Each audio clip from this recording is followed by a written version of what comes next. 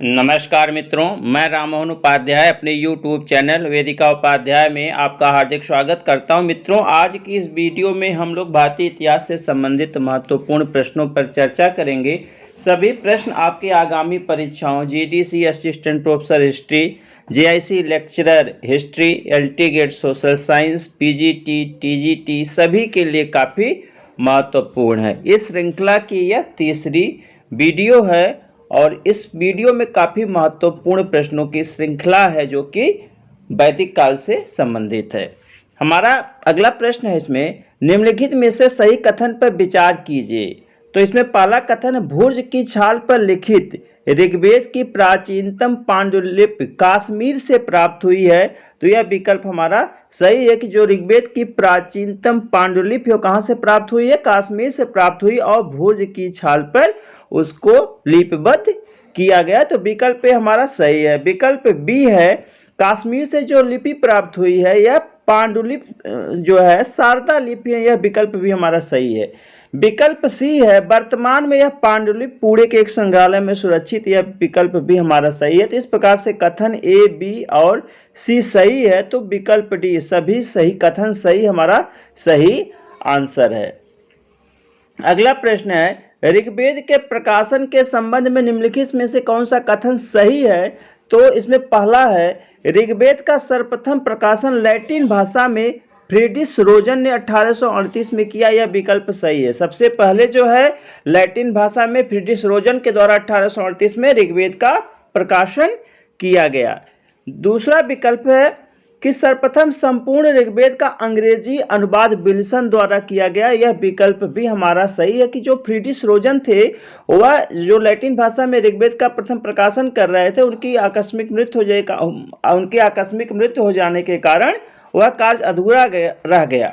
बाद में जो है विल्सन जी के द्वारा जो है संपूर्ण ऋग्वेद का अंग्रेजी अनुवाद किया गया। यह विकल्प भी हमारा सही है। और ऋग्वेद पर अगला विकल्प है, ऋग्वेद पर सर्वोत्तम अंग्रेजी भाषा गोल्डन वर्ग का माना जाता है। यह विकल्प भी हमारा सही है।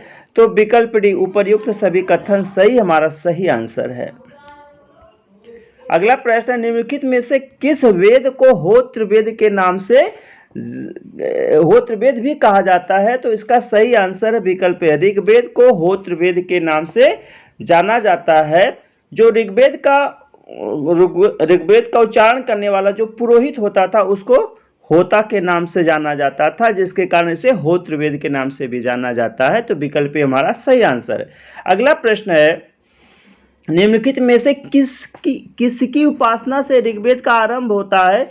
तो ऋग्वेद का आरंभ जो है अग्नि की उपासना से होता है। विकल्प भी हमारा सही आंसर है। ऋग्वेद में कुल 200 सूक्तों में अग्नि का उल्लेख मिलता है। विकल्प भी हमारा सही आंसर है। नेक्स्ट प्रश्न है, मित्रों आगे बढ़ने से पूर्व आपसे अनुरोध है, वीडियो को देखने के पश्चात चैनल को सब्सक्राइब, वीडियो को लाइक एवं शेयर अवश्य करें। साथ ही साथ बेल आइकन भी प्रेस करें जिसके माध्यम से आने वाले वीडियो का नोटिफिकेशन आपको समय प्राप्त हो जाए।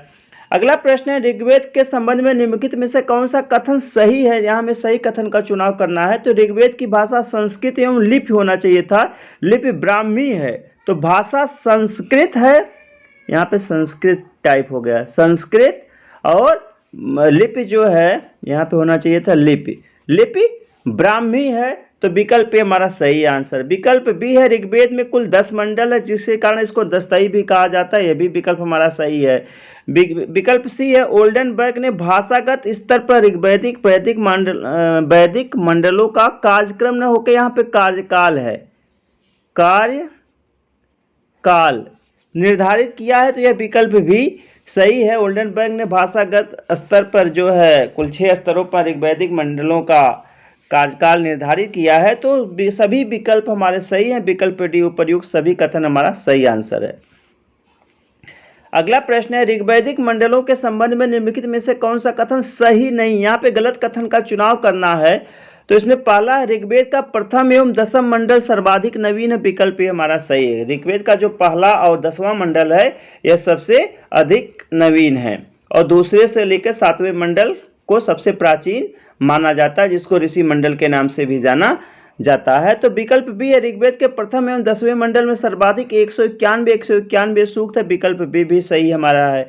विकल्प सी है, ऋग्वेद का सर्वाधिक प्राचीनतम मंडल द्वितीय से लेकर सप्तम तक है। तो उपर्युक्त सभी कथन सही है। विकल्प डी हमारा सही आंसर है। अगला प्रश्न है, ऋग्वेद में वर्णित वंश मंडल या कुल मंडल या ऋषि मंडल किसे कहा जाता है? तो अभी ऊपर चर्चा है, द्वितीय से लेकर 7वें मंडल तक को ऋषि मंडल, वंश मंडल या कुल मंडल के नाम से जाना जाता है, क्योंकि एक ही कुल या के लोगों ने जो है इस मंडल की रचना की, जिसको प्रगाथा के नाम से भी जाना जाता है। अगला प्रश्न है, ऋग्वेद के संबंध में निम्नलिखित में से कौन सा कथन सही है? तो इसमें ऋग्वेद में कुल अष्टकों की संख्या 8 है, सही है। अध्याय है 64, ये भी सही है। वर्ग है 2112, यह भी सही है। तो उपर्युक्त सभी कथन सही। विकल्प डी हमारा सही आंसर है। अगला प्रश्न है, ऋग्वेद में कुल मंडलों की संख्या कितनी? तो ऋग्वेद में कुल 10 मंडल है। विकल्प सी हमारा सही आंसर है। अगला प्रश्न है, ऋग्वेद में कुल कितने सूक्त है? तो ऋग्वेद में अगर देखा जाए तो सूक्तों की संख्या 1017 है, जो कि विकल्प ए है। तो विकल्प ए हमारा सही आंसर है। लेकिन कभी कभी 1017 न देकर 1028 दे दिया जाता है। तो 1028 इसलिए हो जाता है क्योंकि इसमें 11 वालखिल सूक्तों को भी जोड़ दिया जाता है। वालखिल सूक्तों को भी जोड़ दिया जाता है, जिनका उल्लेख ऋग्वेद के 8वें मंडल में मिलता है। बेसिकली एक हिसाब से ऋग्वेद का जो है परिशिष्ट है। तो विकल्प ए हमारा सही आंसर है। नेक्स्ट प्रश्न है, निम्नलिखित में से कौन से ऋग्वेद की शाखा नहीं? तो ऋग्वेद की कुल 5 शाखाएं हैं, जिसमें से साकल, वास्कल, वात्स्यायन ये महत्वपूर्ण है। तो पिपला जो ऋग्वेद की शाखा न होकर अथर्ववेद की एक शाखा है। तो विकल्प डी हमारा सही आंसर है। नेक्स्ट प्रश्न है, ऋग्वेद की एकमात्र जीवित शाखा कौन सी? तो ऋग्वेद की एकमात्र जीवित शाखा साकल शाखा। विकल्प हमारा सही आंसर है। अगला प्रश्न है, ऋग्वेद की साकल शाखा में कुल कितने सूक्त हैं? तो ऋग्वेद की जो एकमात्र जीवित शाखा, जिसको हम साकल शाखा जानते हैं, उसमें कुल 1017 सूक्त है। तो विकल्प हमारा सही आंसर है। अगला प्रश्न है, वालखिल्य सूक्त का वर्णन ऋग्वेद के किस मंडल में मिलता है? तो ऊपर भी हम आपको बताएं, वालखिल्य सूक्त का वर्णन ऋग्वेद के 8वें मंडल में मिलता है। विकल्प भी हमारा सही आंसर है। अगला प्रश्न है, ऋग्वेद के 8वें मंडल में वर्णित वालखिल सूक्त की कुल संख्या कितनी है? तो इनकी संख्या 11। विकल्प हमारा सही आंसर है। ऋग्वेद में सर्वाधिक प्रयोग किस छंद का हुआ है? तो ऋग्वेद में सर्वाधिक प्रयोग जो है, सबसे अधिक अगर देखा जाए तो त्रिष्टुप छंद का प्रयोग हुआ है। उसके बाद गायत्री छंद का हुआ, उसके बाद जगती। तो ऋग्वेद में त्रिष्टुप, जगती और गायत्री 3 छंदों का उल्लेख मिलता है। तो सर्वाधिक त्रिष्टुप का हुआ है, उसके बाद गायत्री छंद का प्रयोग हुआ, उसके बाद जगती छंद का प्रयोग हुआ है। अगला प्रश्न है, निम्नलिखित में से कौन सा कथन सही है? तो पहला विकल्प है इसमें, वंश मंडल के ऋषियों को सामूहिक रूप से प्रगाथा कहा जाता है। यह विकल्प हमारा सही है। विकल्प बी है, वंश मंडल का प्रथम सूक्त होना चाहिए था यहाँ पे, सूक्त अग्नि को एवं द्वितीय सूक्त इंद्र को समर्पित है। यह विकल्प भी हमारा सही है। तो विकल्प ए एवं बी दोनों सही है। तो विकल्प सी हमारा सही आंसर है। नेक्स्ट है, ऋग्वेद के प्रथम मंडल के रचनाकार निम्नलिखित में से कौन है? तो ऋग्वेद का जो पहला मंडल है, जिसमें 191 सूक्त हैं, अंगिरा, दीर्घतम, मधुचंद, शतचिन्ह, ये उपर्युक्त, ये सभी जो इसके रचनाकार हैं। तो विकल्प डी उपर्युक्त हमारा सही आंसर है। तो ऋग्वेद को शतचिन्ह के नाम से भी जाना जाता है। अगला प्रश्न है, ऋग्वेद के द्वितीय मंडल का रचनाकार कौन है? तो ऋग्वेद के द्वितीय मंडल का रचनाकार जो है गृहस्मत को माना जाता है। और गृहस्मत को जो है भारत का प्रथम इंजीनियर माना जाता है। भारत का प्रथम इंजीनियर, अभियांत्रिकी माना जाता है, भारत का प्रथम इंजीनियर। अगला प्रश्न है, ऋग्वेद के तृतीय मंडल के रचनाकार कौन है? तो ऋग्वेद के जो तृतीय मंडल के रचनाकार हैं, ऋषि विश्वामित्र को माना जाता है। विकल्प हमारा सही आंसर है। अगला प्रश्न है, ऋग्वेद के चतुर्थ मंडल के रचनाकार? तो ऋग्वेद के चतुर्थ मंडल के रचनाकार जो वामदेव को माना जाता है। विकल्प भी हमारा सही आंसर है। अगला प्रश्न है, ऋग्वेद के पंचम मंडल के रचनाकार कौन है? तो पंचम मंडल के रचनाकार अत्रि को माना जाता है। विकल्प हमारा सही आंसर है। अगला प्रश्न है, निम्नलिखित में से कौन सा कथन सही है? तो छठे मंडल के रचनाकार इसमें दिया है मिलान करने के लिए। तो छठे मंडल के रचनाकार भारद्वाज को माना जाता है। सातवें मंडल के सृष्टा वशिष्ठ को माना जाता है। और 8वें मंडल के सृष्टा ऋषि कर्ण को माना जाता है। तो उपर्युक्त सभी विकल्प डी हमारा सही आंसर है। अगला प्रश्न है, ऋग्वेद के प्रथम मंडल के ऋषियों को सत्य चिन्ह के नाम से जाना जाता है। अभी ऊपर चर्चा की गई है, तो विकल्प ए हमारा सही आंसर है। विकल्प बी है, ऋग्वेद के वंश मंडल के ऋषियों को प्रगाथा के नाम से जाना जाता है। यह विकल्प भी सही है। तो विकल्प ए एवं बी दोनों सही है, सी हमारा सही आंसर है। अगला प्रश्न है, ऋग्वेद का सबसे बड़ा मंडल कौन सा है? तो ऋग्वेद का सबसे बड़ा मंडल जो 10वां मंडल है, विकल्प डी हमारा सही आंसर। ऋग्वेद का सबसे छोटा मंडल कौन है? तो सबसे छोटा मंडल द्वितीय मंडल है। तो विकल्प बी हमारा सही आंसर है।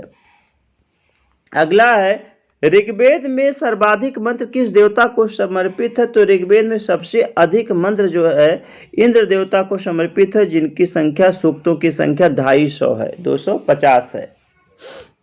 इसके बाद अगला प्रश्न है, देवी सूक्त का उल्लेख ऋग्वेद के किस मंडल में मिलता है? तो देवी सूक्त का उल्लेख ऋग्वेद के तृतीय मंडल में मिलता है, जिसके रचनाकार ऋषि विश्वामित्र जी को माना जाता है। तो विकल्प सी हमारा सही आंसर है। अगला प्रश्न है, गायत्री मंत्र का उल्लेख ऋग्वेद के किस मंडल में है? तो गायत्री मंत्र का उल्लेख जो ऋग्वेद के तृतीय मंडल में है, विकल्प सी हमारा सही आंसर है।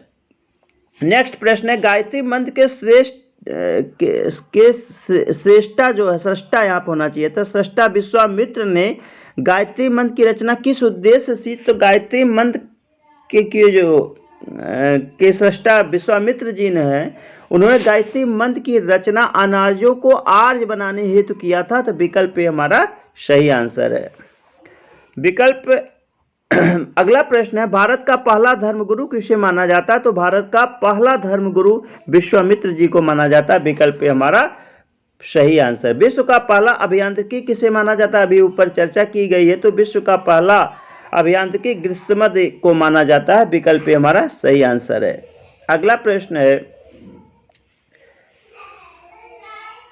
मित्रों इस वीडियो में हमने कुल जो है 32 महत्वपूर्ण प्रश्नों पर चर्चा की, जो आपकी आगामी परीक्षाओं के दृष्टि से काफ़ी महत्वपूर्ण है। कल की भी वीडियो में मैंने आप लोगों से चर्चा किया था कि आज के समय में जो परीक्षाएं हो रही हैं, खासतौर पर असिस्टेंट प्रोफेसर या जीआईसी के जो भी पेपर हो रहे हैं, उनका ट्रेंड काफ़ी चेंज हो गया है।